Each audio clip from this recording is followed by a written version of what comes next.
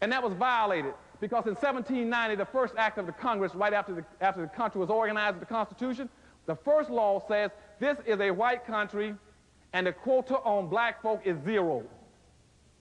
Which means you got a 0 quota, you can only come into this country as a slave. At that moment, black people became the only permanently planned minority in the country. You become the only planned loser. Remember, the minority means loser. Anytime you use the word minority, you call yourself a loser. Don't ever use that word. Okay? You call yourself a loser. So their first act of Congress was to pass an act saying it's a white nation, got a 0 quota on blacks except for slaves. Nobody else you see in that minority category is there a law on you. Nobody says how many women you can have, how many gays you can have, how many handicapped, how many veterans you can have. Only blacks. That's why you cannot get Haitians into the country, because you got a 0 quota. That quota was changed in 1966 and raised to 1/2 of 1%, where you got a few can drift in from the Caribbean, but they know you can't compete because you got 2 million Hispanics coming in every year. And that's why you can get suffocated to death. As a matter of fact, jumping ahead of myself for a second to show you what I mean by the influx and how they're going to suffocate you. In 1840s, you did not have one single Asian or Hispanic in the entire United States. But you had 5 million black folk that were enslaved. 5 million black folk were enslaved, but you did not have one Asian and one Hispanic.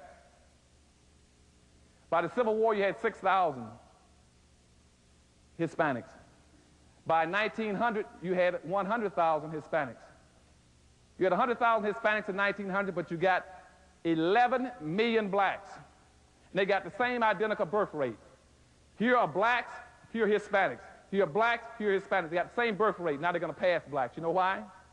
You can't come into the country and fight and protect yourself by numbers. You are a permanent loser. And that's why you're going to be overwhelmed in this area. You cannot win if they can't let you get your population up. And the major issue they're going to fight for is keeping the doors of immigration open so they can become the dominant population over you. They know you cannot bring in your people. And that's why you had 3,000 blacks on a boat off the west coast of Liberia, Africa, for about 2.5 months, and nobody even called them in. They were sick and hungry. No country would take them in. The United States has never had an immigration policy for black folk to bring in blacks, because they want you to stay in a minority category and loser category.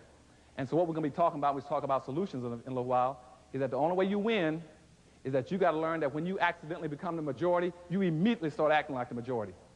Get out of the minority category. Don't ever let anybody call you a minority. If they're going to call you anything, make them call you the only non-immigrants in America. Okay?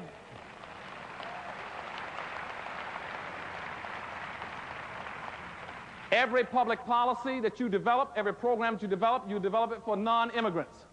When you develop it for non-immigrants, you get into a special category with just black folk. You immediately, that word non-immigrant reconnects you with your history. It reconnects you with how you got here. It reconnects you with your culture and your past. Right now you have no past and no culture and no future. And another thing that does when you start using the word non-immigrant is that you jump ahead of all the other groups. As immigrant takes on a negative, you say, hey, I'm not an immigrant, I'm a non-immigrant. And what you also do, you stop whites from bragging about my daddy came from Poland, my daddy came from Germany. You stop them from doing that by saying, hey, you're an immigrant then. I was here before you. See, 97% of all the black people in the United States were here before 97% of all other people here are even arrived today. Remember that. Very important. When somebody starts telling you to go back where you came from, you say, hey, 97% of my people were here before y'all ever arrived. And so if anybody's going to leave, the last leave first. And the people who developed everything should stay here, because everybody else got a free ride. So let me tell you what happened between 1710 and 1712 and the Civil War. Let me show you what blacks did in terms of accumulating the wealth. Nobody else accumulated the wealth. The wealth was in black slaves. They keep flipping things over, tricking my people, for making you believe that somebody worked hard and that they got their money from land. They did not get their money from land. Land had no value. Land had absolutely no value.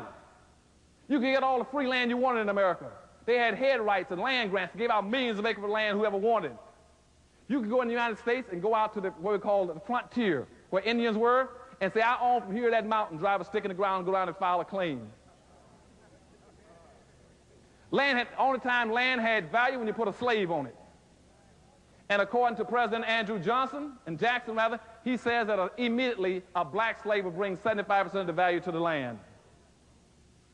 So between the time of enslavement and the Civil War, whites in America invested $8 billion into buying slaves. And when they talked about freeing the slaves, they demanded their money back.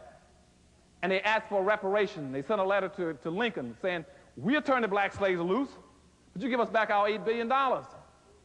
President Lincoln, you all don't know it, he sent a letter to Congress asking for $8 billion in reparations.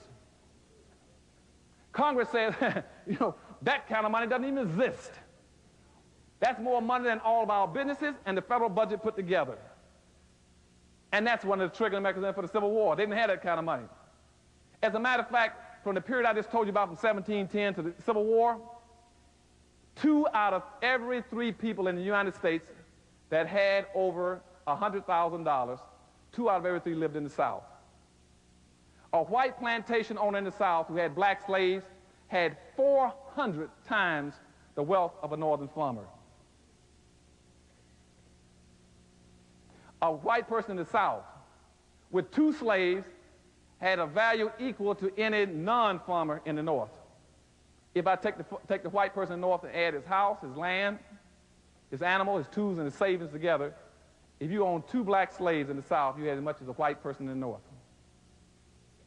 In the South, up until the Civil War, a black slave was an American Express card, a walking Visa card. A white person did not have to work. All they'd do in the morning was get up and get his 2 slaves off to work and lay and wait for them to come back. He didn't have to work. On the eve of the Civil War, to show you what that means in terms of having a slave, black people in the South, on the eve of the Civil War, picked and sold alone over 1 billion pounds of cotton and was sold just to England alone. England paid 48 cents a pound for that cotton. That money from that cotton gave every white person in the United States $500 without even working. On the eve of the Civil War. So what I'm telling you is that they didn't get their wealth from working hard. And I went back and looked in 1860 and saying, in 1860s, what did black folk own, even the free blacks? In that time, poor blacks that were free in America, the blacks in general, they had 1/2 of 1% of the wealth in 1860. I checked again in 1960 and see what they'd accomplished. After a Civil War, World War I, Depression, World War II, Vietnam War, Korean War, and the Civil Rights Movement. See what blacks went up 1% in 100 years and all those catastrophic national and international events. The wealth was frozen in 1860. And even today, blacks control less than 2% of the wealth. You have not moved. Blacks don't own anything that has any value over 2%. So what I'm saying to you now is that that's where the wealth came from. And starting from 1860 up to now, that became what we call inherited wealth. The white society nailed that wealth down. So that now that it's passed on from one white generation to the next, to their offsprings, children, parents to child, parent to child. It's been going on now for 15 or 16 generations. And what does that mean for you as a black person? That means that the average white person, because racism exists, if without racism it wouldn't be important. Because racism exists, every white person is born with 87% of what he needs to be successful in life with his skin color when he hits the earth. All he needs to do is be successful now, is get a scheme in his head and persevere. Because everything he needs is either in his culture, in his community, in his neighborhood, in his family, in his school, in his business, and in his government. He's going to run into it.